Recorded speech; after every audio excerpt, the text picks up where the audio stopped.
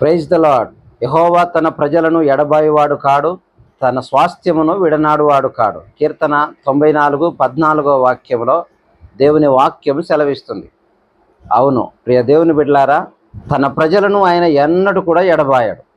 ఆయన నిన్ను నన్ను తన యొక్క స్వాస్థ్యముగా చేసుకున్నాడు, తన సొత్తైన ప్రజగా చేసుకున్నాడు. ఆయన తన స్వరక్తమిచ్చి సంపాదించినటువంటి తన యొక్క ప్రజలను, తన యొక్క సంఘాన్ని ఆయన ఎన్నడూ కూడా ఎడబాయాడు, ఎన్నడూ కూడా విడువడు.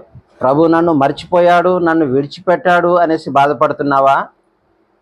నీకున్న సమస్యలను బట్టి, నీకున్న శ్రమలను బట్టి నీవు ఆ విధంగా ఆలోచిస్తున్నావా? ప్రభు నిన్ను మర్చిపోలే. ప్రభు నిన్ను ఎన్నడూ కూడా విడిచిపెట్టడు. విశ్వాసముంచు, ప్రభు తట్టు చూడు.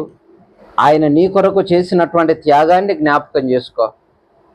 ప్రభు నిన్ను ఎంత ప్రేమిస్తున్నాడో అర్థమవుతుంది. ఆయన కృపలను ధ్యానించు. ఆయన ఎంత గొప్పవాడో నీకు అర్థమవుతూ ఉంటుంది. ఆయన మీద ఆధారపడు. ప్రభు నీ జీవితంలో గొప్ప కార్యం చేస్తాడు. ఆయన నిన్ను మర్చిపోలేదు. బలహీనపడకు. ఆయనందు విశ్వాసములో స్థిరంగా ఉండు.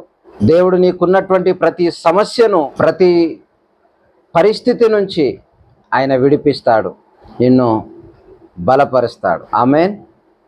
God bless you.